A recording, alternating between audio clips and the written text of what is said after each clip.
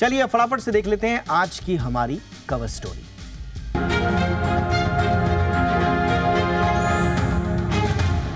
तो मॉल में जाकर शॉपिंग करनी हो या फुटपाथ पर फल सब्जियां खरीदना हो, हर भारतीय पेमेंट के लिए आजकल यूपीआई का सहारा ले रहा है।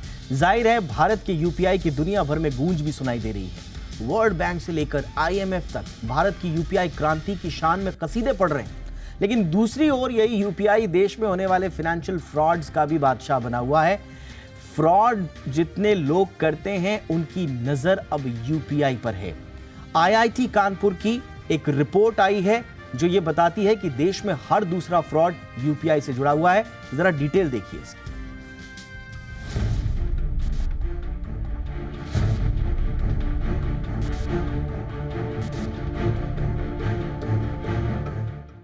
यूपीआई हर हाथ तो फ्रॉड करने वाले पात पात। ये बात हम नहीं बल्कि आईआईटी कानपुर की रिपोर्ट कह रही है। आईआईटी कानपुर की ओर से तैयार a deep dive into cyber crime trends impacting India नाम से जारी रिपोर्ट में यह खुलासा हुआ है। ये रिपोर्ट बताती है कि देश में हर दूसरा फ्रॉड यूपीआई से जुड़ा है। रिपोर्ट में जनवरी 2020 से लेकर जून 2023 तक के आंकड़ों का अध्ययन किया गया है। अध्ययन में पता चला है कि इन 3 सालों में हुए साइबर क्राइम में से 47.25% फ्रॉड यूपीआई से जुड़े हुए हैं। इस रिपोर्ट को आईआईटी कानपुर के incubated startup future crime research foundation यानी एफसीआरएफ ने तैयार किया है। कोरोना काल में ऑनलाइन फ्रॉड की जो कहानी शुरू हुई वो आज भी अपने दी एंड पर नहीं पहुंच पाई है। रिपोर्ट साफ कहती है कि कैसे हैकर्स लोगों का अकाउंट खाली करने के लिए यूपीआई में ही सेंधमारी कर ले रहे हैं और फिर तरीके भी ऐसे कि उन्हें समझ पाना आम आदमी के बस की बात नहीं। रिपोर्ट बताती है कि कैसे जालसाज रियल टाइम पेमेंट सिस्टम में मौजूद खामियों का पता लगाकर अनऑथराइज्ड ट्रांजैक्शंस कर रहे हैं। यूपीआई को 2016 में national payment corporation of India ने विकसित किया और करीब 7 साल के बहुत ही कम समय में यह हमारे रोजमर्रा के जीवन का एक अनिवार्य हिस्सा बन गया। शॉपिंग मॉल से लेकर सड़क किनारे सामान बेचने वालों तक कोई भी खरीदारी हो, यूपीआई सबसे आसान तरीका बन चुका है। इसकी लोकप्रियता का अंदाजा इस बात से लगाएं कि 2021 में यूपीआई के जरिए तकरीबन 41 लाख करोड़ का लेन देन हुआ तो 2022 में यह बढ़कर 84 लाख करोड़ से ज्यादा हो गया। 2023 में 139 लाख करोड़ से ज्यादा ट्रांजैक्शन हुआ। एनपीसीआई के मंथली डेटा के आधार पर जनवरी 2023 में यूपीआई लेन देन का जो कुल मूल्य था वो लगभग 13 लाख करोड़ था और अगस्त 2023 में यह बढ़कर 15 लाख करोड़ के पार चला गया। जाहिर है यूपीआई इस वक्त भारत की फाइनेंशियल क्रांति का झंडा बरदार बना हुआ है, लेकिन इसमें होने वाले फ्रॉड्स भी चिंता बढ़ा रहे हैं। वित्त मंत्रालय के आंकड़ों के मुताबिक 2021 में भारत में यूपीआई धोखाधड़ी के 77,299 मामले सामने आए। साल 2022 में यह संख्या बढ़कर 84,274 हो गई और वित्त वर्ष 2023 में 95,000 से ज्यादा मामले यूपीआई से होने वाले फ्रॉड के आए। यूपीआई का बढ़ता इस्तेमाल और भारत ही नहीं बल्कि पूरी दुनिया में बढ़ती इसकी लोकप्रियता को देखते हुए सरकार और व्यक्तिगत स्तर पर यूपीआई से जुड़े फ्रॉड्स और उनसे जुड़ी खामियों को दूर करना बहुत जरूरी हो गया है। Bureau report, Zee media. खास मेहमान इस वक्त हमारे साथ दीपिका सिंह, जानी मानी साइबर एक्सपर्ट हैं, हमारे साथ जुड़ चुकी हैं और डीप साइट साइबर लैब्स की सीईओ भी हैं। दीपिका, बहुत बहुत स्वागत है आपका। ये कहानी क्या है दीपिका? ये यूपीआई से ये लालच देकर फ्रॉड कर रहे हैं हमारे साथ, या यूपीआई में कुछ टेक्निकल खामी इन्होंने ढूंढ ली और वहां सेंधमारी हो रही है? जी, तो दीपक जी, जब भी कोई यूपीआई रिलेटेड फ्रॉड केस आता है, हमारा यही स्टैंस है, यूपीआई में कोई तकनीकी प्रॉब्लम नहीं है। इनफैक्ट अगर मैं उसका कॉन्ट्ररी बोलना चाहूँ, UPI is ahead of its time, क्योंकि जितने सिक्योरिटी मेजर्स हमने यूपीआई टेक्नोलॉजीज में देखे हैं, जहां तक कि डिवाइस बाइंडिंग की बात हो गई कि एक ही यूजर एक ही टाइम पे अपने मोबाइल पे यूपीआई इस्तेमाल कर सकता है, क्यूआर कोड्स की बात हो गई, इसमें ये सारे सिक्योरिटी मेजर्स डाले गए थे। लूप होल यही था कि बिकॉज इतनी सारी अच्छी टेक्नोलॉजीज इसमें यूज की गई थी, अनअवेयरनेस के चलते हुए जालसाजों ने उसमें लूप होल्स देखे और वो लूप होल्स कई समय तक एक्सप्लॉइट किए गए। कुछ नॉर्मल स्कैम्स जो यूपीआई के इसमें हमने देखे गए, उस पर मैं थोड़ा प्रकाश डालना चाहूंगी। पहला था क्यूआर कोड स्कैम, कि क्यूआर कोड होता किसी और कंपनी का था या किसी और जालसाज का था, पर वो दिखाया जाता था कि वो एक लेजिट क्यूआर कोड है और वो सिंपल एक क्यूआर कोड प्रिंट करके चिपका दिया जाता था on the original QR code. दूसरा था जो कि बहुत ही पॉपुलर हुआ था कि जब पैसे लेते समय या देते समय पिन कब एंटर करना है, उसकी एक कंफ्यूजन के टाइम पे जो लूप होल था उसको एक्सप्लॉइट किया गया था। जालसाज बोलते थे कि आप हमसे पैसे ले लीजिए और उसके लिए आपको पिन एंटर करना पड़ेगा।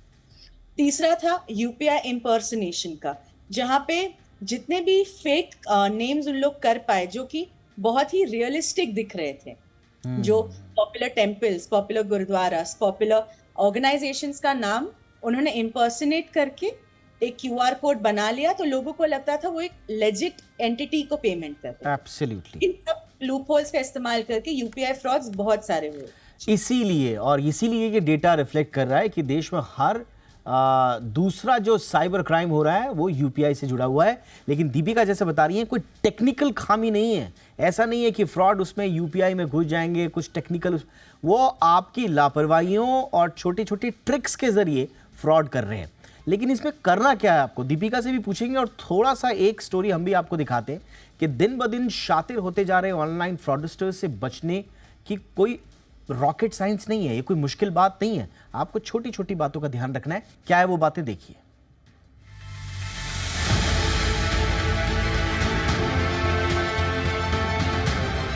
शॉपिंग करने में कितना भी वक्त लगे, लेकिन पेमेंट मुमकिन है चंद सेकंड्स में, वो भी बिल्कुल सेफ और आसानी से। इस क्रांतिकारी तकनीक का नाम है यूपीआई। लेकिन यही यूपीआई फ्रॉड करने वालों का भी फेवरेट हो चुका है। आखिर कैसे बचें इससे, ये जरूर जानेंगे, लेकिन पहले ये जानिए कि यूपीआई फ्रॉड होता कैसे है। प्रैक्सिस ग्लोबल अलायंसेस की एनाटॉमी ऑफ फ्रॉड रिपोर्ट 2023 के मुताबिक यूपीआई फ्रॉड के लिए जालसाज फिशिंग, विशिंग, मॉलवेयर और भ्रामक या नकली यूपीआई हैंडल का इस्तेमाल करते हैं। आइए इनके तरीकों को भी जरा डिटेल में समझते हैं। फिशिंग में फ्रॉड करने वाले फर्जी ईमेल्स के जरिए आपकी सेंसिटिव इंफॉर्मेशन मांगते हैं। इसमें पासवर्ड्स या पिन या सीवीवी जैसी जानकारी शामिल होती है। आपके फोन में मालवेयर भेजकर आपके फोन को इन्फेक्ट कर दिया जाता है और फिर आपका जरूरी डेटा कॉपी और एक्सट्रैक्ट कर लिया जाता है। इसी तरह से विशिंग में जालसाज बैंक एम्प्लॉय बनकर आपकी यूपीआई पिन जैसी जानकारी मांगते हैं। फेक यूपीआई हैंडल के जरिए सोशल मीडिया पर लोगों की अकाउंट डिटेल मांगने का फ्रॉड भी खूब चल रहा है। देखा जाए तो इनमें से कोई भी तरीका ऐसा नहीं है जो नया हो, जिससे थोड़ी सी जागरूकता से बचा ना जा सकता हो। आइए समझते हैं आपको करना क्या है। अपना पिन कभी भी अजनबियों को ना बताएं। अज्ञात स्रोतों से आए ईमेल या लिंक को कभी ना खोलें। बैंक डिटेल्स हो या फोन का ओएस, इन्हें हमेशा अपडेट रखें। सुरक्षित वाईफाई कनेक्शन का ही इस्तेमाल करें। अपने ट्रांजैक्शंस और बैंक अकाउंट पर हमेशा नजर रखें। याद रखें कि क्यूआर कोड के बाद पिन पैसा देने के लिए इस्तेमाल होता है, ना कि लेने के लिए। याद रखें, फ्रॉड करने वाले हमेशा आपको लालच, अचानक संकट या किसी डर के जरिए शिकार बनाने की कोशिश करेंगे।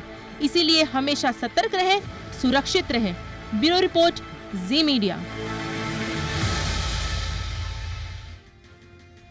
दीपिका, नंबर ऑफ फ्रॉड्स बहुत ज्यादा हैं, तो इसमें जागरूकता के साथ साथ और क्या करना पड़ेगा? जी, तो जागरूकता केवल ही कंज्यूमर की तरफ इम्पोर्टेंट नहीं है, रेगुलेटरी अथॉरिटीज की तरफ भी, कि ये जितने भी आंकड़े आए हैं इसको अच्छे से एनालाइज करें, एक पैटर्न स्टडी किया जाए कि ये पैटर्न किस किस चीजों की तरफ हमें अंकित कर रहा है। पहला अगर देखा जाए कि क्यूआर कोड को रिप्लेस करना, तो एटलीस्ट एक जागरूकता वहां लाई जाए कि क्यूआर कोड स्कैन किया तो पैसे देने से पहले एटलीस्ट पढ़ ले कि क्यूआर कोड से वो पेमेंट किस एंटिटी को जा रही है। दूसरा, अगर हम देख सके कि जितने भी लिंक्ड अकाउंट्स है यूपीआई से, लोग आजकल यूपीआई बहुत ही तेजी से इस्तेमाल कर रहे हैं, तो ऐसा कोई अकाउंट जो सिर्फ डेली एक्सपेंसेस के लिए यूज किया जा रहा हो, जिसमें बहुत ही कम बैलेंस हो, ताकि एक मोटा लॉस वहां ना हो। ऐसे करके जागरूकता के साथ साथ regulatory practices plus predictive modules, तो कि जितने भी फ्रॉड्स हो रहे हैं उसका पैटर्न स्टडी करके हम उसका एक काउंटर पैटर्न डेवलप कर सके, और वो लॉ एनफोर्समेंट एंड रेगुलेटर्स को डेफिनेटली एक जॉइंट कोऑपरेशन में लाना पड़ेगा। एब्सोल्युटली। ये रिपोर्ट कुछ और चौंकाने वाले खुलासे कर रही है। ये बता रही है कि देश में कुछ नए जामताड़ा पैदा हो गए हैं। अब जामताड़ा, आपने फिल्म देखी होगी तो आपको लग रहा होगा कि एक जामताड़ा है, नहीं, 10 जिले हैं जो जामताड़ा जैसे साइबर फ्रॉड का हब बन चुके हैं। इस रिपोर्ट को देखिए और किस तरह से ये साइबर फ्रॉड करने वाली सिटीज और उसके सिंडिकेट उभर रहे हैं देश में, जरा ये देखिए। आईआईटी कानपुर के startup future crime research foundation का दावा है कि देश में 80% साइबर क्राइम सिर्फ 10 जिलों से हो रहे हैं। ये जिले हैं भरतपुर, जहां कुल मामलों में 18% मामले हैं, मथुरा में 12% मामले, नूह से 11%, देवघर से 10%, जामताड़ा में 9.6%, गुरुग्राम में 8.1%, अलवर में 5.1%, बोकारो में 2.4%, करमाटांड में 2.4% और गिरिडीह में 2.3% मामले सामने आ रहे हैं साइबर क्राइम के। इस तरह देखिए तो मामलों में टॉप कर भरतपुर ने कुख्यात जामताड़ा का ताज छीन लिया है। मीडिया में जारी स्टडी के अंशों के मुताबिक ऑनलाइन प्लेटफॉर्म्स पर वेरिफिकेशन प्रोसेस और केवाईसी की वजह से अपराधियों को फर्जी पहचान बनाने में मदद मिलती है। इससे लॉ इन्फोर्समेंट एजेंसियों को भी उन्हें ट्रेस करना मुश्किल होता जा रहा है। यही नहीं, ब्लैक मार्केट में रेंट पर मिल रहे सिम कार्ड्स और फर्जी अकाउंट्स के जरिए भी ये साइबर क्रिमिनल गुमनाम होकर ठगी को अंजाम दे रहे हैं। और इस बीच उभरते एआई की वजह से अपराधियों के लिए साइबर क्राइम करना और भी आसान हो गया है। एफसीआरएफ ने यह भी बताया कि बेरोजगार या कम कमाई वाले लोगों को साइबर अपराध सिंडिकेट बाकायदा भर्ती कर रहे हैं और उन्हें खास ट्रेनिंग भी दे रहे हैं। और इस तरह से पोटेंशियल क्रिमिनल्स का एक बहुत बड़ा समूह तैयार किया जा रहा है। Bureau report, Zee Media. Deepika, 80% cyber fraud और सिर्फ 10 जिलों से, लेकिन ये पकड़ में क्यों नहीं आते? आप सिक्योरिटी एजेंसीज और पुलिस के साथ काम करती हैं, क्या चैलेंजेस आते हैं? जी, सबसे पहला जो चैलेंज है अनट्रेसेबिलिटी का।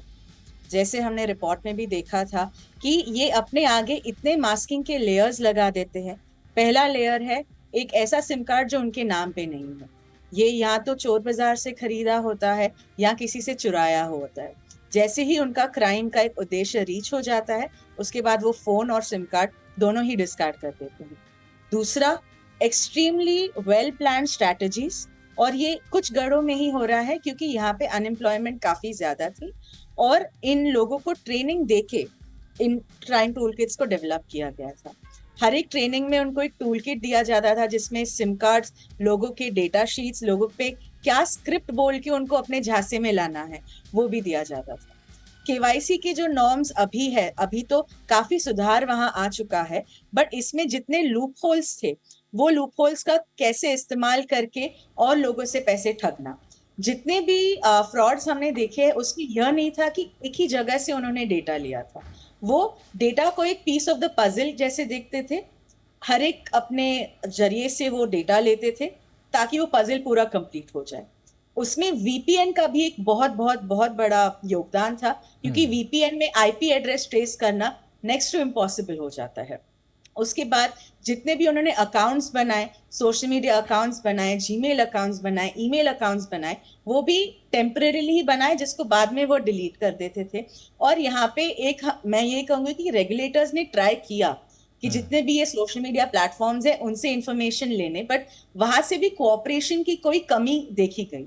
तो यहाँ पे अगर हम देखें कि रेगुलेटर्स ने जरूर अपनी कोशिश की, बट सोशल मीडिया जो प्लेटफॉर्म से उन्होंने उतना कोऑपरेट नहीं किया, जिसकी वजह से एंड में कंज्यूमर को ही एक लॉस सहना पड़ा।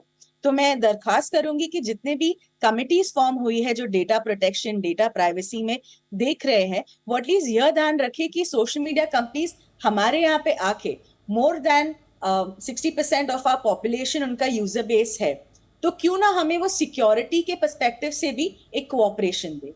एंड फाइनल मैं यही कहना चाहूंगी कि जितने भी नंबर्स इन फ्रॉड्स में यूज किए गए हैं, क्यों ना उनको ब्लैकलिस्ट किया जाए, क्योंकि अगर वो एक ब्लैकलिस्ट नंबर से वहां पे आएगा तो रेडार में आके हम उनका पैटर्न स्टडी कर पाए। एब्सोल्युटली, बिल्कुल। तो ये out of the box approach चाहिए होगी अगर आपको इन साइबर क्राइम्स पर लगाम लगानी है। ये रिपोर्ट बड़ी वृहद स्टडी देती है कि किस तरह से और इसमें बहुत सारी चीज़ों का जिक्र भी है। हमने बहुत सारी चीज़ों पर आज जिक्र इसलिए भी नहीं किया क्योंकि समय का भी कमी है, लेकिन अगर आप देखें तो देश में हर दूसरे फ्रॉड के साथ साथ 77% साइबर फ्रॉड फाइनेंशियल कैटेगरी के हैं, ये बड़ा इंपॉर्टेंट है। इसके अलावा 12% साइबर क्राइम जो है वो सोशल मीडिया के जरिए हो रहे हैं। एक इंपॉर्टेंट बात ये है कि जो हैकिंग और सिस्टम डैमेज का बहुत बड़ा हवा बनाया जाता है कि साहब हैक हो जाएगा, उसके बड़े कम मामले हैं। ये आप थोड़ा सा ध्यान रखिएगा, बड़े कम मामले हैं। और साइबर क्राइम जो है, जो क्रिप्टो से और गैम्बलिंग से हो रहे हैं, वो 9% हैं।